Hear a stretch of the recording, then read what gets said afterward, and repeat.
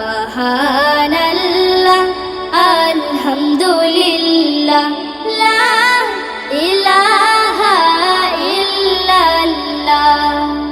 তুমি বাঁচাও, তুমি মারো, অবিরত ক্ষমা করো।